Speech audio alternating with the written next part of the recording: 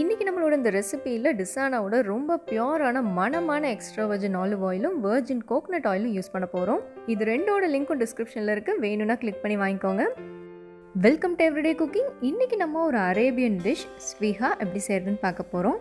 இது அந்த ஊரில் ஃபேமஸான நான் வெஜிடேரியன் ரெசிபி, பட் நம்ம இங்கே கொஞ்சம் ஸ்லைட்டாக ஆல்ட்ரு பண்ணி வெஜிடேரியனாக பண்ண போகிறோம். இதுக்கு ஒரு 1.5 ஸ்பூன் அளவுக்கு ஈஸ்ட் எடுத்துக்கோங்க. நான் இங்கே ஆக்டிவ் ட்ரை ஈஸ்ட் யூஸ் பண்ணியிருக்கேன். அதை ஆக்டிவேட் பண்ணுறதுக்கு 1 ஸ்பூன் சர்க்கரை சேர்த்துட்டு 1/2 கப் அளவுக்கு வெதுவெதுப்பான தண்ணி சேர்க்கணும்.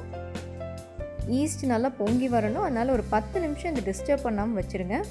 இப்போது ஒரு 1.5 கப் அளவுக்கு கோதுமை மாவு எடுத்துக்கோங்க. ஒரு தடவை நல்லா சலிச்சு எடுத்து வச்சுக்கலாம்.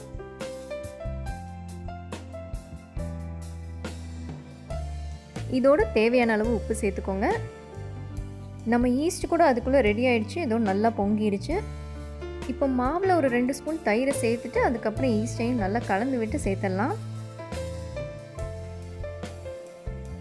மாவில் நம்ம உப்பும் தயிரும் சேர்த்துருக்கோம், இதை நல்லா கலந்து விட்டுறலாம். கலந்து விட்டுட்டு கொஞ்சம் கொஞ்சமாக ஈஸ்ட் தண்ணியை ஊற்றி பிசைய ஆரம்பிங்க. உங்ககிட்ட ஈஸ்ட் இல்லைனாலோ இல்லை நீங்கள் ஈஸ்ட் வேண்டான்னு நினைக்கிறீங்கனாலோ நீங்கள் வெதுவெதுப்பான பால் சேர்த்து மாவு பிசைங்க.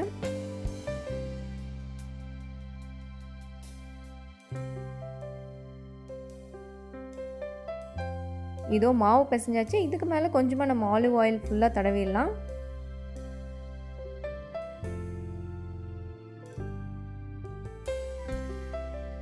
மாவு எடுத்துட்டு அடியிலையும் கொஞ்சமாக எண்ணெய் ஊற்றிக்கோங்க.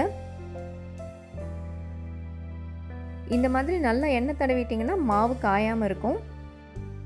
இப்போ இதை நம்ம நல்லா மூடணும். ஒரு கிளிங்கோ இல்லை மூடியோ போட்டு நல்லா டைட்டாக மூடி ஒரு 2 மணி நேரம் அப்படியே விட்டுருங்க. ஸ்டஃபிங்க்கு நம்ம மீல் மேக்கர் யூஸ் பண்ண போகிறோம். அதை கொதிக்கிற தண்ணியில் போட்டு எடுக்கணும். அதனால் தண்ணி நல்லா கொதிக்க விட்டுட்டு தேவையான அளவு உப்பு சேர்த்து அதில் ஒரு 1/2 கப் அளவுக்கு மீல் மேக்கர், அதாவது சோயா சங்க்ஸ் ஆட் பண்ணிக்கோங்க. இது நல்லா சாஃப்ட் ஆகிற வரைக்கும் கொதிக்க விடுங்க. இதோ நல்லா சாஃப்ட் ஆகிடுச்சு. இப்போ தண்ணியை வடிகட்டிட்டு ஆறுனதும் புழிஞ்சு இந்த மாதிரி எடுத்து வச்சுக்கோங்க. இப்போ ஒரு பாத்திரத்தில் கொஞ்சமாக எண்ணெய் விட்டுக்கலாம். நான் இங்கே தேங்காய் எண்ணெய் யூஸ் பண்ண போகிறேன். இதில் ஒரு 1/2 நறுக்குன்னு பெரிய வெங்காயம் சேர்த்து வதக்க ஆரம்பிங்க. வெங்காயம் நல்லா வதங்கிடணும். வெங்காயம் வதங்கினதும் ஒரு நறுக்குன்னு பெரிய சைஸ் தக்காளி சேர்த்துக்கோங்க. இப்போ தக்காளி நல்லா வதங்கணும்.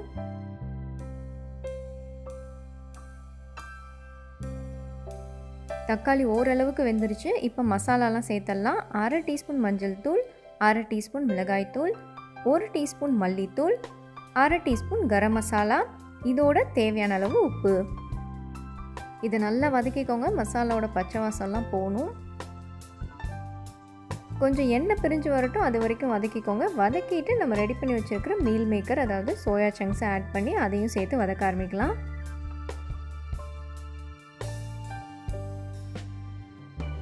இது நம்ம இன்னும் கொஞ்சம் கூட கிரேவி ஆக்கணும், அதனால் ஒரு 1/4 கப் அளவுக்கு தண்ணி சேர்த்துக்கோங்க.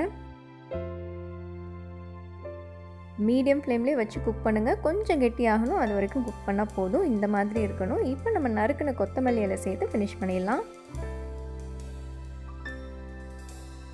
ஸோ இதோ நம்மளோட கிரேவி ரெடி. அடுத்ததாக அப்படியே மாவுக்கு வரலாம். இதோ மாவும் ரெடி ஆகிடுச்சு, நல்லா டபுள் ஆகிடுச்சு.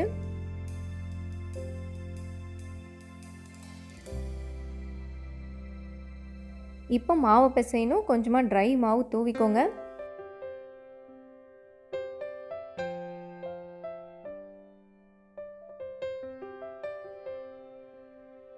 இதை நீங்கள் ரொம்ப நேரம் பிசைய தேவையில்லை. ஒரு 2-3 நிமிஷம் நல்லா அழுத்தி பிசைஞ்சிங்கனாலே போதும்.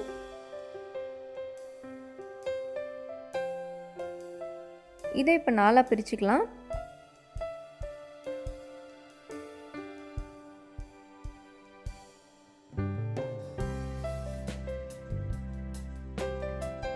இப்போ ஒன்று மட்டும் எடுத்து நம்ம உருட்டிக்க போகிறோம். மீதி இருக்கிற மாவு இந்த மாதிரி நல்லா மூடி வச்சுக்கோங்க, அப்போ தான் காயாது.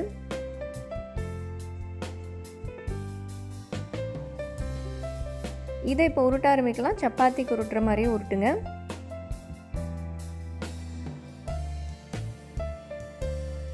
இதுக்கு நடுவில் ஸ்டஃபிங் வச்சிடலாம்.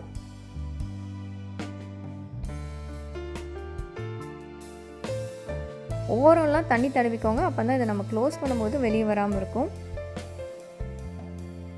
இப்போ 4 பக்கமும் நம்ம மடிக்க போகிறோம்.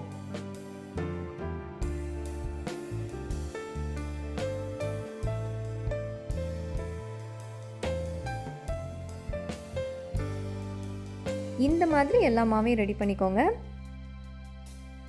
இதுக்கு மேலே கருப்பு எள்ளு தூவிக்கோங்க.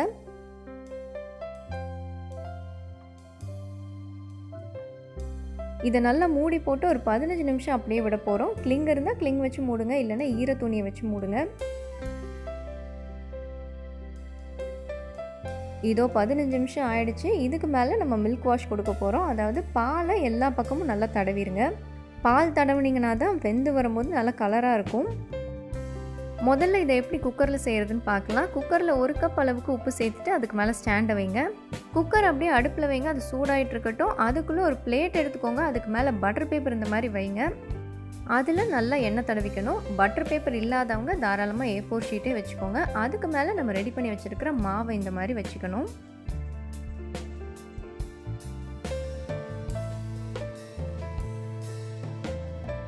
இது அப்படியே குக்கருக்குள்ளே வைங்க. நம்ம மூடி போட்டு 20லேருந்து 25 நிமிஷம் லோ ஃப்ளேம்லேயே இதை குக் பண்ண போகிறோம். குக்கருக்கு நீங்கள் விசிலும் கேஸ்கட்டும் போடக்கூடாது. இதோ ரெடி ஆயிடுச்சு, வெளியெடுத்துடலாம்.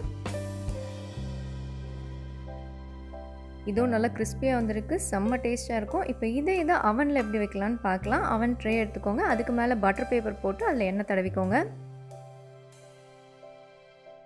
இதுக்கு மேலே நம்ம ரெடி பண்ணி வச்சுருக்கிற மாவு வச்சிடலாம்.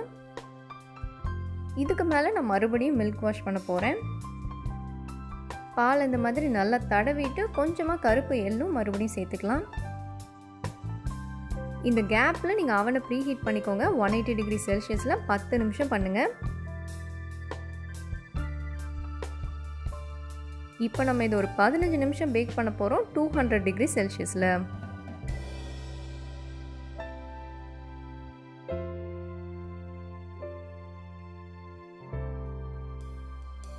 இதோ ரெடி ஆயிடுச்சு, வெளியெடுத்துடலாம். இதை நீங்கள் ஸ்நாக்ஸாகவும் சாப்பிட்லாம், இல்லை பிரேக்ஃபாஸ்ட்டாகவும் எடுத்துக்கலாம். அது உங்கள் இஷ்டம்தான். செஞ்சு பாருங்கள், சாப்பிட்டு பாருங்கள். கண்டிப்பாக உங்களுக்கு பிடிக்கும்னு நம்புகிறோம். வேறொரு இன்ட்ரெஸ்டிங்கான ரெசிபியோடு உங்களை சந்திக்கிறோம். மறக்காமல் எங்கள் சேனலுக்கு சப்ஸ்கிரைப் பண்ணுங்கள்.